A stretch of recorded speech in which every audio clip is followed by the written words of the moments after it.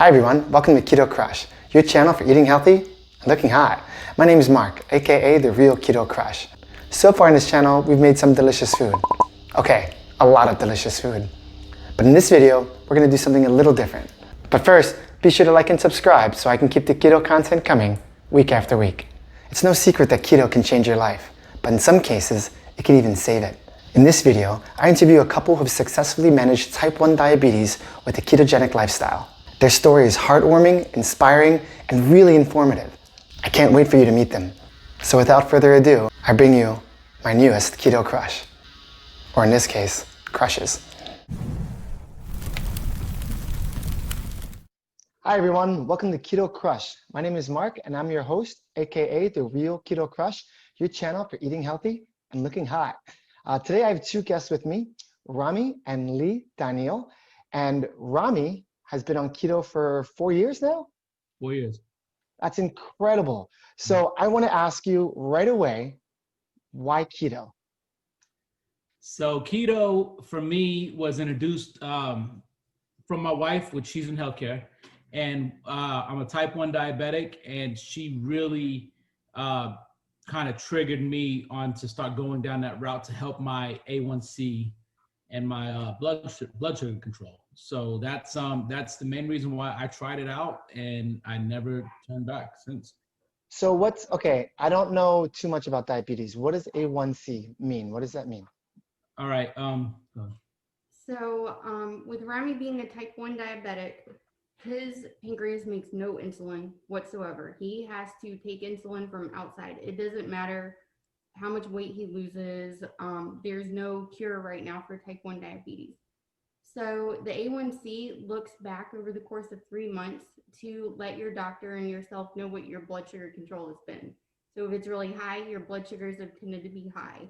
If it's lower, then you've been in better control. Wow, okay. So go ahead. The normal blood sugar range for pancreas that are working, people that are not diabetics, is anywhere between 80 to 120. And whenever I first started, my A1C was what, 10 point something?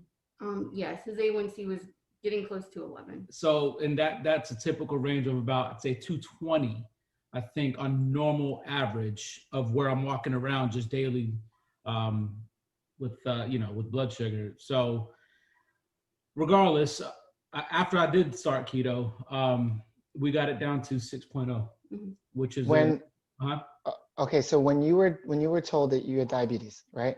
What did that look? What kind of picture did the doctor paint for you? Like, what was your life going to look like on diabetes? What was your expectation? So when the doctor first talked to me about it, it's a normal thing, looks like in America. I mean, it's becoming so normal, like every third person is starting to have it and stuff like that. Wow, that's crazy. So whenever they talk, they just say you could just take some insulin, just regulate your blood sugars. You're gonna have to diet and exercise and that type of a thing. I didn't really care too much. I was diagnosed at 19. Wow. And so that I'm going on 18 years now. So I didn't really care much. Literally the first 10 years of my life, whenever it's just between 19 and 20 something. Yeah. But after that, really started to care. And then what made you start to care? I started to care probably, what made me start to care is you start feeling it. You really start feeling the way your body reacts and how things are going. Yep. And it's just, I mean, once you're starting to get into your 30s, you really start to care about other things. You're a different age and step of life, That's when your check engine light turns on. Yeah. So prior to doing keto, Rami did not really want to go to the doctor. Every time that he would go, the A1C results were a disappointment. He felt terrible after we would leave because it's so hard to control your blood sugars when you're eating carbs and your body is in a yo-yo going up and down and up and down. And with your pancreas not reacting to that, you have to react to your own blood sugar levels. And it's just very hard to maintain all of that control. There's so much moving parts. So after what was it like to have a spike in sugar and then take an insulin shot? Like, how does that work? Did you just Does it bring it back down? Do you feel better? Is that a difficult process? So it's a really complex process where that carbs are managed in your body. Some are stored in your liver. Sometimes it can be unpredictable how Yeah. your body is going to react to it. It could be different one day versus the next. So that's the problem when it comes to diabetes and you're trying to control these numbers. If you overshoot the insulin, then your blood sugar is going to drop and you're going to be feeling really bad with low blood sugar. If you undershoot it, you're going to have high blood sugar and you're going to have all the complications that come along with it. And it's a ton. Huge. And you clearly know a lot about this. You're in the medical field, right? Yeah, I'm a nurse. Okay. So of course, with that said, nurses can't tell somebody this is what you need to do. We can't give you medical advice. Right. But absolutely with your doctor. And this was done with Rami's endocrinologist approval. Awesome. So he's so happy with what Rami's done. Yeah. The results are fantastic. Now when Rami goes to the doctor, there's no disappointing, there's no dread of the yearly It's funny because the endocrinologist, he looks forward to talk to me and see how my journey's going and see what my blood sugar A1Cs are at for the last periodically 3 months and so. And he always says how he recommends what we're doing to the rest of his patients. Oh, it's so nice. Yeah, it's pretty cool. So, okay, where did you hear about keto, Lee? Like, when did that cross your radar as a possible solution? So I learned about it.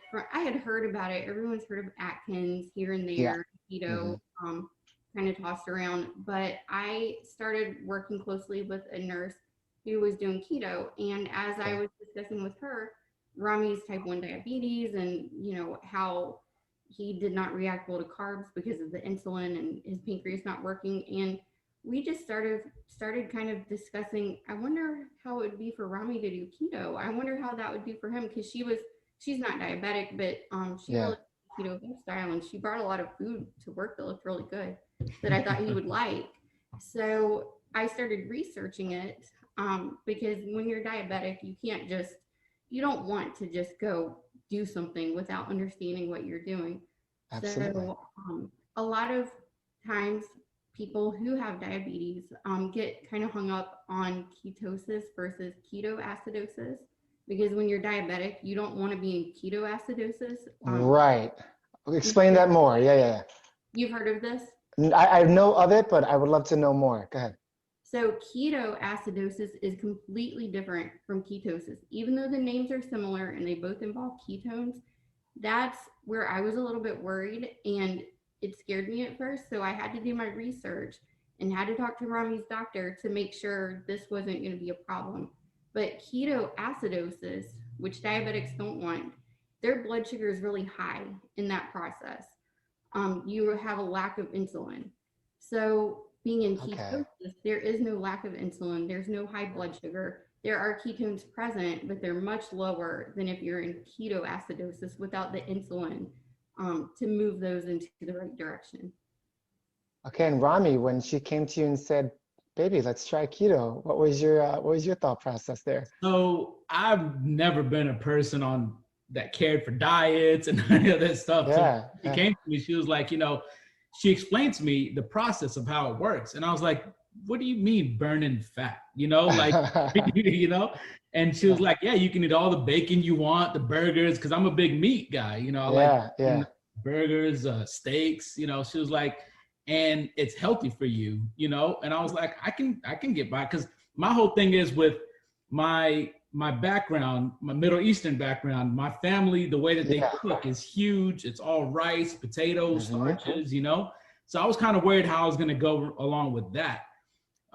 So when she first brought it to me, I was like, I'll try it. I don't know if I'll be able to do it. But then the cool thing is as I'm trying it along the lines, I really learned to like it. And then I'm starting to see the world even evolve with more keto stuff. I mean, you go to the store and it's like cauliflower rice and this and that. And so it's a totally different world than it was 4 years ago. Crave more things, there's more things to our hands that's available, So if I wanted, just some rice and meat or whatever, I can have it in a keto way, which is pretty cool. Yeah. All right. So Keto Crush focuses mainly on food and how to really jazz it up. So I want to touch on Lee. What's your background? Are you Irish or just American? Well, just Irish, probably. Okay. So what's your favorite foods, and have you been able to kind of incorporate that into the Irish, into the keto diet? And also, what kind of Arabic food are you making Okay, keto style? Like, this is fascinating. that's definitely my Yeah. department too. So Yep. Rami, since I do the cooking, I can't really influence a lot what he eats when he's not home, which is a lot of time. But at Yeah. home, I do the cooking and I really like to experiment on things. Yeah. And I like a challenge. So I think anything just about that he would want me to make, I can probably make a keto version of it. That's awesome. And Okay, I need your like, give me two of your favorite dishes. oh gosh, So nachos. We'll do some nachos, Okay. like cook some brisket and stuff like that, and then we'll make nachos out of cheese chips and just make Yeah. and then she'll make a real bomb shepherd's pie. And Really? yep, and it tastes just like a normal shepherd's pie. I mean, we've had guests over before, and then we've had cauli mashed potatoes, and then we had the regular one, and they want the cauli one better. You Yeah. know, they want the recipe and all that stuff. You know, so Yeah. there's a lot That's of awesome. my mom even got involved, and she's very old school cooking, but she even got Yeah. involved now. So if we'll go over there on Sundays for dinner, she'll have like a keto version of something, you know, like stuffed squash, you know, and stuff like that. Oh man. Yeah, My for the viewers watching, my wife is half Arabic, and so I got to take some notes on some of these dishes because that is definitely a craving that she gets.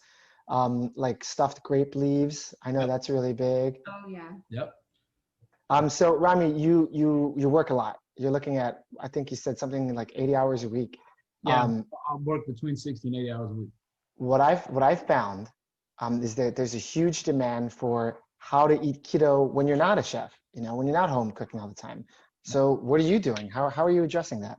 So I have really, with all the fast food and all the takeout and everything, I've learned basically stay away from most of the Chinese stuff because a lot of that stuff there's a lot of, you know, hidden in the sauces, hidden sugar. Yeah, carbs and sugar. Yep. So Jimmy John 𝗓𝗏𝗃, they work for me.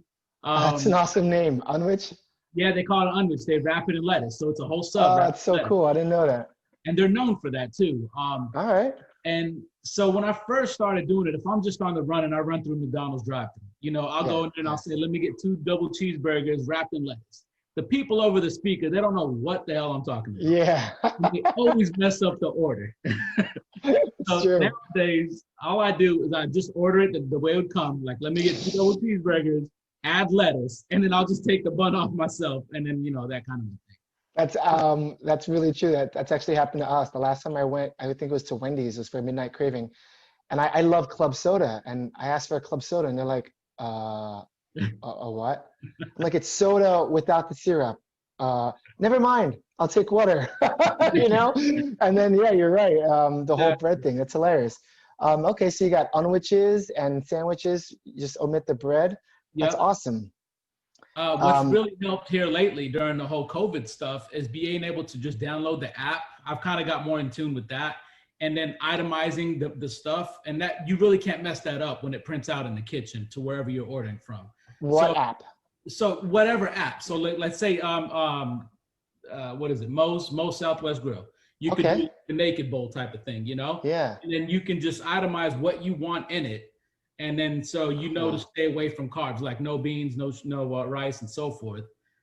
So that's helped, being able to actually have the app and then send it to the place. They really cannot mess that up. But if you're telling them or ordering in a line or whatever you're doing, usually that's where a lot of messes up happen. All right, now, I know you both can relate to this. So let's say, Rami, let's say you're out on lunch break with one of your coworkers and you order something like that. You're going to get a weird look. You know, how do you explain yourself to people in a way that you're comfortable with without, and this is what I found, the challenge is making them feel bad for eating the bread or the sugar. Have you found a way to answer that question? So I don't really care. So honestly, I don't care of how I look or whatever. I don't. I don't care like how really people look at it and think of me and so forth. But Yes, there has been times where people ask me, well, why'd you do it that way, or something like that, and I'll tell them, well, I'm on a keto diet where I don't eat bread. So then they'll start asking me questions. So basically, we won't even talk about it until they ask me a question. So once they bring it on me, then they don't really feel bad that they're eating breads and stuff because they started with asking me. And they're very interested. Everyone knows someone who's diabetic. I would think. Diabetes is everywhere. So people are really interested to, even if they just cut back on carbs, I think it sticks with people. Yeah. Now, I haven't really influenced anybody to start keto or anything like that. Because I just kind of take it as like an inner lifestyle that I live and run with it. But that's why whenever I saw that you were even doing it, like you and Jennifer, she does it too, right? Yes. So I cook for her. Yeah. Awesome. So I was telling Lee, I said, man, we really need to talk, tell them some of the recipes that we got and that, that we've been doing it for so many years. And I thought that was pretty cool, because 4 years is incredible. Yeah. And I think it's really been longer than that. Yeah. I started working with Megan about 5 years or so ago. So it's maybe probably going been on 5 years now. Going on 5 years. And Lee, how do you practice some form of keto? Do you just monitor your carbs? How do you deal with that? No. Well, she likes her sweets. Yeah. I'm aware of what's in everything. So I already kind of have an idea if something has too many carbs to be good for anybody ever. But I definitely don't do keto. And it doesn't bother me that Rami's eating something different than I am. I just make modifications.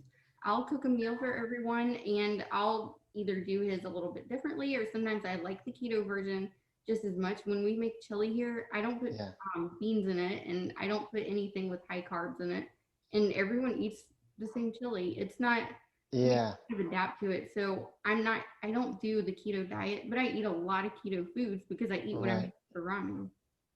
And what I found too is that you just listen to your body, and when it feels like it's in distress, that's when you can make the modifications that needed. And I assume you feel great, and you clearly feel great, right?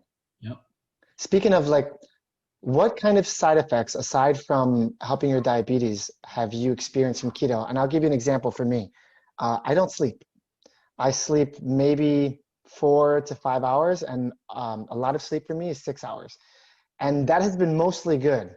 But I've been having a challenge with that. So what kind of challenges have you faced, or just positive, unexpected side effects have you experienced on keto? Honestly, I can't remember. Because it's been so long. It's been so long, it's just kind of integrated. So it's just, I'm living a normal lifestyle now. I remember in the very beginning getting into ketosis and all that stuff. You feel some like jittery feelings and stuff like that. The first, what was the 3rd day or 4th day or something? Yeah. And then there's times where I would have to get out of ketosis because if my blood sugar does drop, then I have to have something sweet or something like that. So it's a balance. So my body is in and out at all times, because if my blood sugar does drop, like if I overcorrected myself with insulin of some sort, or if just insulin in my body gets released later on, So that's interesting. So well, for him, it's not like doing a cheat meal though. So I wouldn't say it necessarily kicks him out of ketosis. We used to have him using the strips. At this point, 5 years in, you can feel it. But I wouldn't say it kicks him out of ketosis. He's just having like something small, like a cup of orange juice or something, in his case, to correct the blood sugar. So it doesn't take long for that to leave the body. He's not eating, a meal and then a breakfast and then lunch, with carbs in it. So to get into ketosis, you want to generally stay under 20 net carbs. And there are different levels of ketosis. It sounds like you're practicing what's called strict keto, where you're basically going down to 0 carbs a day. Where do you think you stand? Net carb wise, how many are you having a day? I think probably 20 or under is where I would put Rami, because when you are on it for so long, you start to see these like hidden carbs, even if he's eating cheese, we shred our cheese out of the block because that has less carbs than using the processed. And that was mind blowing for me. I'd only just relatively recently found that out, that there's hidden carbs in pre-shredded cheese. I'm like, what the hell? I know. And so there are hidden carbs. So I don't want to say he does zero carbs. I think it'd be impossible to get down to zero, truly. Even almond flour has some carbs in it. And So you got to watch out. There is a thing called Keto Karens. They're out there. And they will tell you that it's definitely possible to do zero carb. And that is, and I'm not hating, that is strict keto. I personally do stay under 20 because I just love food too much, and I'm not going to not have delicious food. For instance, bell peppers. I love bell peppers. Mm-hmm. Yeah. Yeah. And carrots even have carbs in them too, you know? Yeah. They absolutely do. Really carrots, but yeah, it's So a lot of hidden carbs. It's easy for those to catch up with you. I have a quote here, and Lee, this is for you. And I want your opinion on this, right? The American Diabetes Association does not recommend any single diet over another. Why is that? I mean, clearly it's helping you. It's changing your life. I don't understand. I think based off of our conversations with Rami's endocrinologist and just my knowledge of patients, it is really hard to get somebody to even be willing to walk a half mile a day and commit to it. So we kind of, in the medical field, have to meet patients where they're at. And if all they're willing to do is just cut out the added sugar, then that's where we have to get them to focus. So not everyone likes meat. Not everyone is willing to do keto. Not everyone, keto is a lot of times more expensive. You can work around this, but a lot of times it's more expensive. You're buying meat and cheese. So not everyone can afford to do that. So we just have to meet people where they are. They give recommendations. It's a really strict diet, and you can mess up the diet pretty easily by, not understanding. Most patients, we're told, understand medical information on a 5th grade level. So it's really hard to explain ketosis, ketoacidosis, carbs, nutrition to people who might not understand it. So it sounds like you're taking a big risk of misinformation. Yeah, and we don't want to send people doing something wrong thinking that they're doing something correctly. Absolutely. I hear a lot about diabetes as it relates to kidneys, and I feel like the knee-jerk reaction is you can't do keto because your kidneys.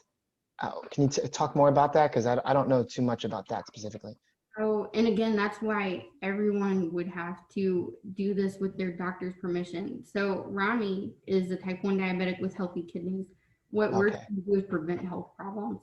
If he had some type of kidney failure, then probably he could not do keto because your kidneys are a big part of processing proteins.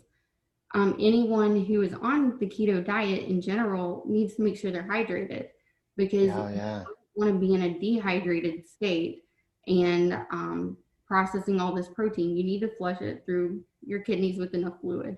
People who have kidney disease, they a lot of times have fluid limitations of how much they can have. So that would be a case, your doctor would probably say no, but you would need to talk to your doctor if you have kidney failure, for sure. Okay, so now this is, I'm speaking purely from my personal experience, and I'm now deferring to you for advice. In my encounters with medical professionals, a lot of them don't know much about keto. You are more informed than most people that I speak to. Is there a way that I can find a doctor who's maybe more open to the ketogenic lifestyle, who might be able to say, okay, let's figure something out that'll work for you? Oh yeah, definitely. And it would probably be someone who's done their own research, because in medical education and in nursing education, there's just so many things to cover. There's not going to be a class where they learn in depth about every single diet. So it's probably going to be a doctor who's done their own research. There's a lot of doctors online and on Facebook, other websites, who advocate for type 1 diabetics, type 2 diabetics, and everyone to do a keto lifestyle. So I would kind of start there and maybe look at the comments, ask people in forums if they recommend a doctor in the area. But there's definitely doctors who would lean you more towards keto than some others might. Awesome. Yeah, that really helps. Cool. On Facebook one time, you were talking to another doctor in the groups. because some of those keto groups got thousands of people in them, you know? Yeah, they do. Absolutely. Yeah, just ask, do you see a keto-friendly doctor in such and such a city? Just look around online. But I think it's a good idea for everyone to have a doctor who is on board with what you're doing. If your doctor says, well, I don't know much about keto, I don't think it's a good idea. If they don't know much about it, they might steer you away from it. Yeah, even in the very beginning, the doctors were telling my family, my mom and I think my sister, that that's not a healthy diet for him being diabetic. He needs carbs and so forth. And then now here we are years later, and when you deal with a doctor, a lot of times that they will recommend it. They're saying it's working perfect in your case. Continue forward with what you're doing. Well, and it just took Rami having his own endocrinologist, not putting too much weight on someone else's doctor's opinion that they had in a conversation. You need to have a face-to-face with your own doctor. Let them do your blood work. Make sure they're a doctor that is knowledgeable about what you're trying to do. And that's who you have that conversation with. So doctors are people too. And we need to just make sure that they're more focused on you. It's more personalized and a little bit more open-minded is what you're saying. Yeah. And that they believe in, you know, your ability to follow this diet if you're really committed to it. If you're not committed to it, then they may not be on board with it. If you say that you want to do keto, but you're also going to drink your tea with sugar every morning, they might steer you away from it. You really have to be committed to this. Yeah, because especially as a keto, and doing keto improperly can be disastrous, right? It can't. Well, you can end up gaining weight for one thing, but as far as in terms of diabetes, it really can, because Rami touched on it a little bit. But when you're diabetic and you're trying to flush all the glycogen out of your liver, which is all your stored carbs and sugar, your liver is going to release that kind of sporadically. And his blood sugar was really up and down for maybe even a full week. Rami has a little added benefit because he has a continuous glucose monitor. So we can always know what his blood sugars are. So he gets kind of a warning if it starts to get too low or too high. That way we can correct it sooner. That's helped a lot. So you just have to really be on top of that if you're starting out to do keto. But once you get established on keto, your blood sugars really level out. You don't have all those spikes and dips and spikes and dips. It's a great feeling, Rami, isn't it? Yeah. Like, I feel like before I started keto, I was up and down, you know, like I felt great and then I felt miserable, and God forbid I was hungry, then everyone suffered my wrath. But now I feel like it's this smooth, even keel, right? It's awesome. Yep, exactly. Especially like in whenever you're eating so much like meats and stuff like that, and everything kind of slow releases in your body. It's not fast spikes and stuff like carbs, you know, and that's the whole thing. It keeps you kind of leveled out. And now, I want to pick your brain a little bit about something. So you mentioned meat a lot. What does your percentage look like, broadly speaking, of fats versus proteins? How much are you consuming a day? Well, so let's see.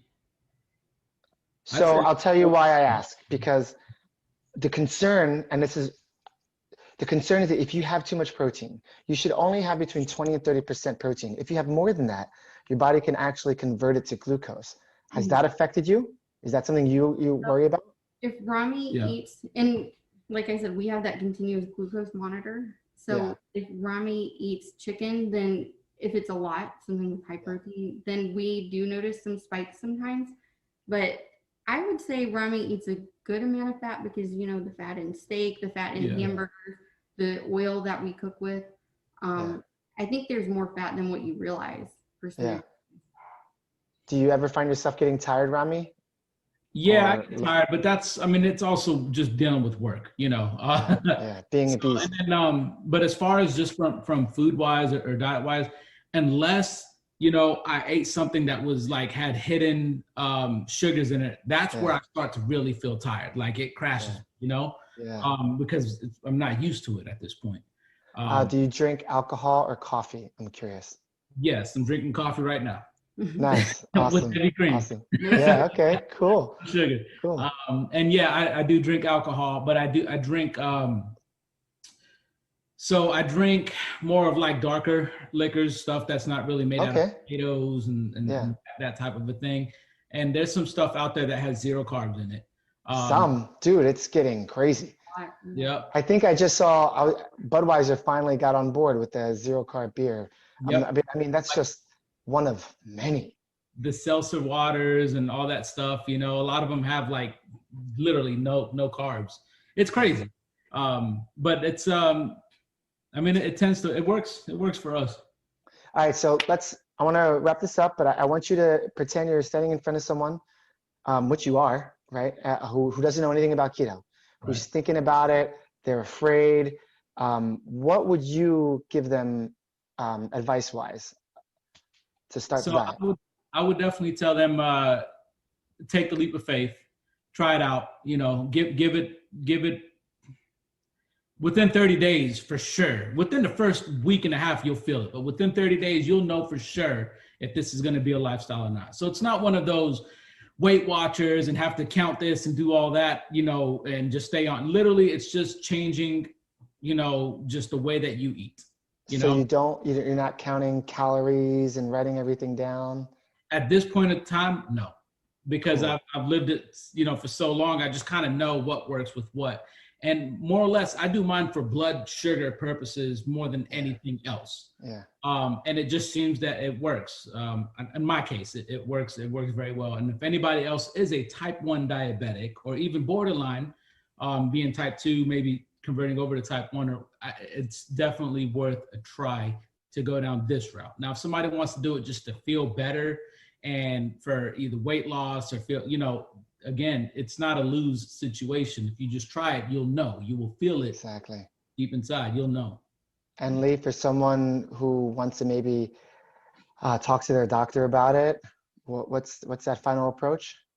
I would say just have that conversation with your doctor before you did anything, but make sure that your doctor is knowledgeable about it. Usually they'll tell you if they are, if they're not. They might want to find out more information and get back to you.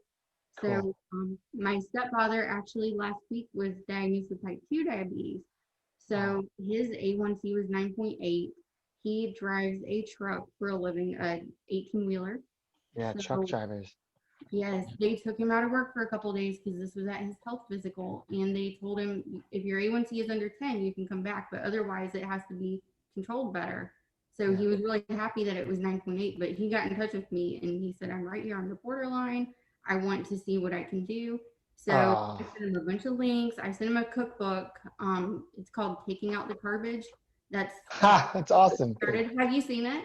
No. It's a really cool cookbook. So I sent that to him in the mail to let him get started. And he actually knows nothing about diabetes, nothing medical. He's a truck driver. Yeah.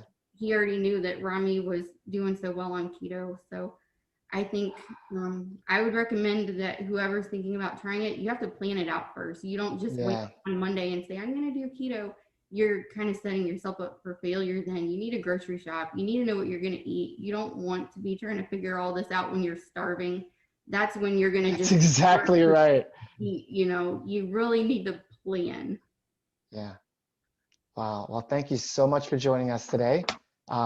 People are going to find tons of value in this interview.